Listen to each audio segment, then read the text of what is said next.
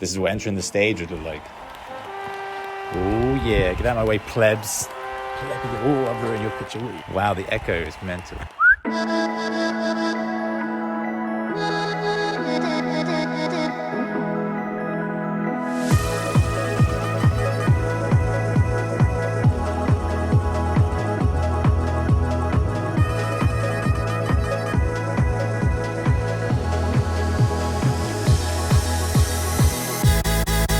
You don't want to mess with that, dude.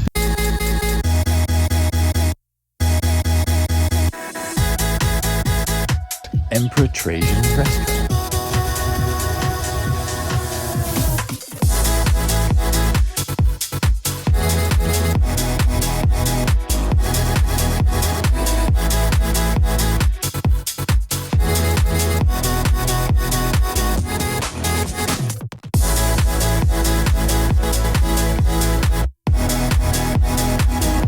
Such a Roman check.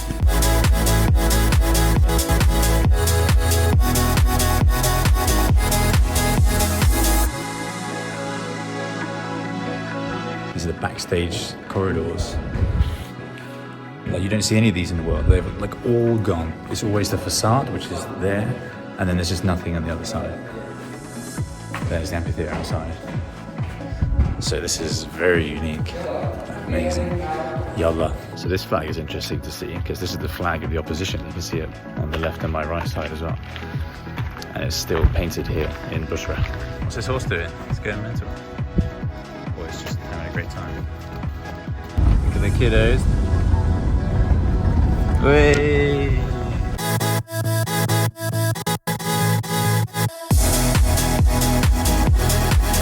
Amazing stuff here on the Syria Lebanon border. $575 PS5, brilliant.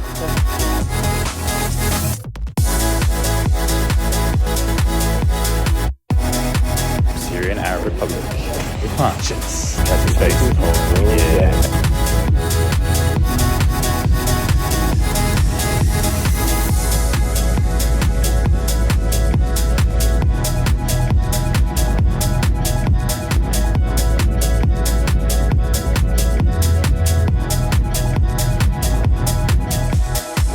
In Syria, we've come to the southern city of Bosra, and we found the Roman water reservoir, which is ginormous. Now, Bosra used to be the northern capital of the Nabateans. The main capital of the Nabateans was Petra in modern-day Jordan, and they stretched down to Hagra in Saudi Arabia, where I was a few weeks ago. So this place became Roman around the same time that Hagra became Roman, when Emperor Trajan came here. We found Emperor Trajan restaurant here in Bosra because he came here. So this is the remains of Trajan Palace, as you can see, and people, they've used some parts of it here, here. So we don't know what was on this section in general. So the Roman windows are being used in the houses currently as part of the wall. That looks like a bullet hole. So everything in this city was built by basalt stones. So everything is black because of the nearby volcano. So they had to use what was nearby. And it creates this very strange atmosphere because the whole city is very dark. You don't often see this Roman style architecture, but black. Gate, we call it. The one that has been built by the Nabateans as one of the entrances to the city, the Nabatean city. The pillar heads, these are the Nabatean heads, and I showed you these heads in the Umayyad Mosque, if you remember. Yes. Now you can see the difference between this one and that one. It was transformed later on from a Nabatean to a Corinthian during the Roman period. The difference between these gates and the Roman gates, usually the one we see, this was the Nabatean sector. What are these balls in these like nettles? Look. What the fuck are they? These are like nettles, right? But on steroids. Like, look at the leaf. It's got like knives coming out of it. What the fuck? They're not sharp. Are they not? No. I don't want to touch them. You touched them straight away. You just went for it. Yeah. Fucking hell. What are these? What are the balls? Oh. No. Are they just like fluffy? They look They're fluffy. not fluffy, but they're not hard. Ugh. Oh god. Oh yeah, and that's fine as well. My finger's probably going to fall off later. Oh, there you go. Oh, there is a camel, yeah. Through there. You can see its ass. We met some villagers in this village. And they have some sheep. Oh. Whoa.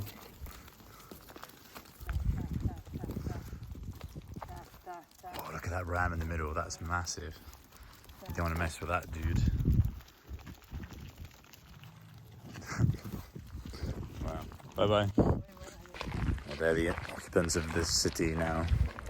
There's some villagers and their sheep.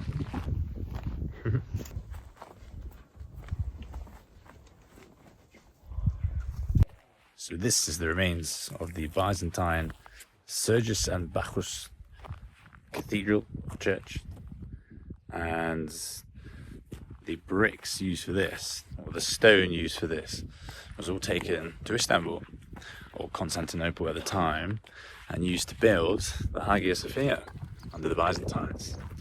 And it used to be right here in southern Syria, and that's all the remains of this one. Next time I'm in Istanbul, I'm going to have to look for these dark basalt stones in the Hagia Sophia, and they would have come from here. I think that was actually the Nabatean satellite dish, and then the Romans took it over. Trajan Netflix. Let me take a picture. Over there at the entrance. Here. Little baby lamb, what's it doing? So silly.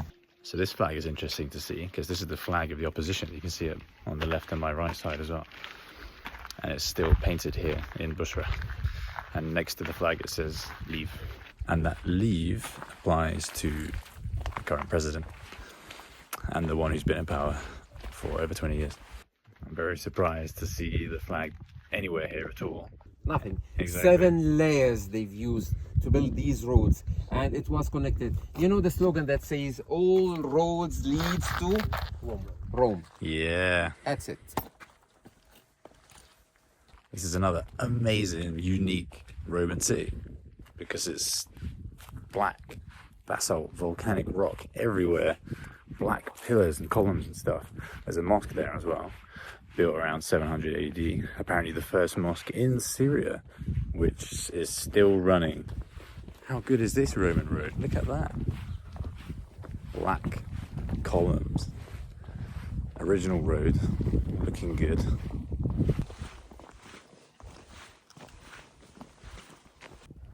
Well, there you go. Could be one of the most interesting Roman roads I've ever seen here in Bosra, southern Syria, with the black pillars. Look at these ones in the baths. So they took the old Nabatean pillars and then the Romans spiced them up a bit. You can see at the top, they changed the heads to Corinthian heads, which look more fancy.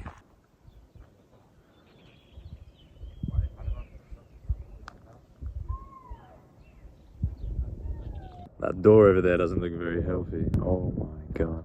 We haven't even seen the amphitheater yet, which is supposed to be the best preserved amphitheater in the world.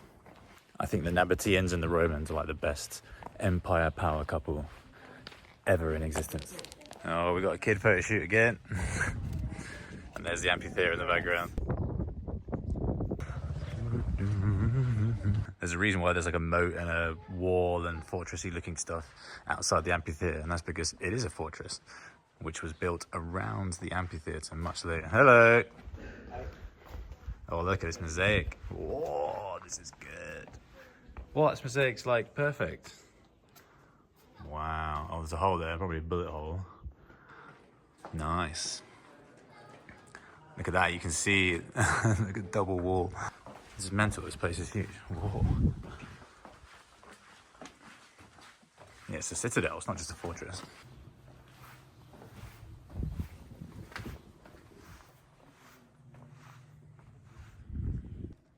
This definitely lives up to its name. It's the best preserved amphitheater I've ever seen. And the fact that it uses the black basalt makes it really interesting.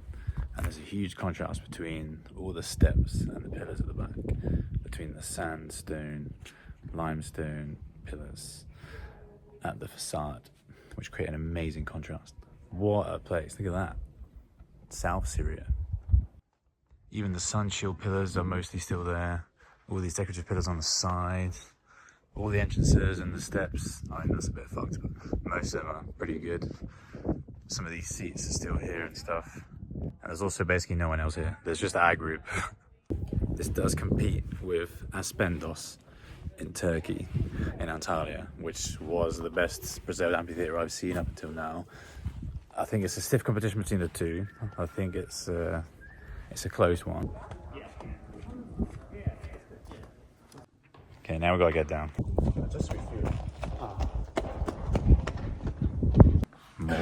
More backstage goodness. It's like 30 degrees outside. The stones are boiling because they're black.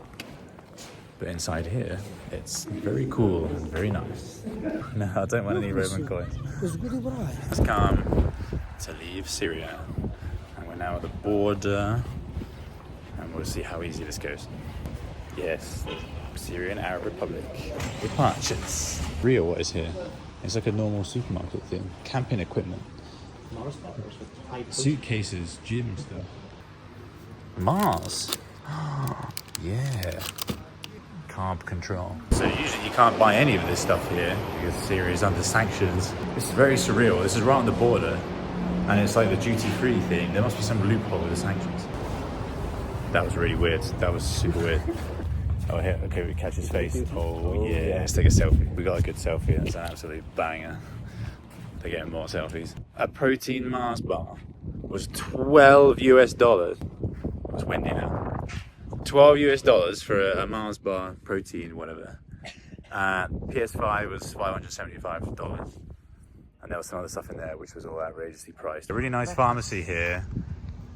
Jadeda supermarket. Look at those cars. Tesla? What? No way. That's a really nice BMW though. It's not a Tesla, is it? No, it's just an Nissan. We can really film here on the border with all these nice cars, so let's just get the fuck out of here. That's it, that's what the road looks like. Just left Syrian territory. I feel sad. Looks like we're back in Lebanon, no problem. And the passport control guy threw all our passports back to us while getting a massage from his mate. Okay, so we all made it out of Syria into Lebanon, no problem at all. And now I'm just chilling back in my hotel in Beirut. This is the Parisian, by the way. And it's amazing, really good, highly recommended. Anyway, 7 days in Syria. The country is so beautiful. The people are off the scale. So Iraq was similar, and I think Syria is even more so.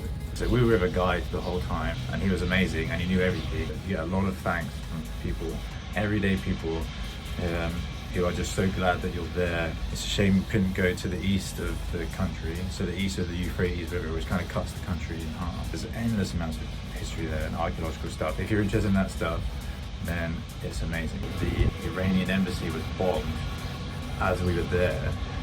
Luckily we were not in Damascus at the time. We'd just gone up to Aleppo. You don't want to be in the same city as that kind of stuff going on. So there's these kind of things which are obviously not comfortable. But I try to think of the people on the ground. It's nice to see them, and it's good to know their stories and what's going on there and how their lives are, and to share some experiences with them. And I think they benefit from it, so it's great. I came in from the balcony because I'm not sure who is on the adjacent balconies listening to all the stuff I'm saying. So everyone's thoughts of Syria are just a war zone and everyone is a terrorist. And then when you go there, you get to see that that is the opposite of what's reality. And everyone is amazing. No one's going to rob you on the street like they would in London, for example. It just doesn't happen, at least very, very rarely, especially to foreigners. And it opens up your own eyes to what's really going on there, what the people are like. So it's a shame to miss out on all these things. Anyway, now I'm going to fly to Dubai. I'm going to be there for a couple of days, meet some friends. Then I'm going to go down to Oman. I'll be there for a week. There's no Roman Empire themes there. I don't think they even reached there at all, to be honest. I think they just came down and then maybe there's some expeditions in that area. And I kind of need a break from all this recording and everything. It's been quite intense. over the past few weeks in Iraq and Syria especially, because there is so much stuff to record and everything is blowing my mind, and I keep missing stuff and it's really frustrating, and I'm just using my phone because I haven't prepared enough. My camera's full of memory, and I need to buy SD cards and external storage, and I haven't really been able to do that because I've been in Iraq and Syria. So this is a good break to kind of refresh and get prepared again for when I go to Egypt next after Oman. So that's it from Provincia Syria, and see you later.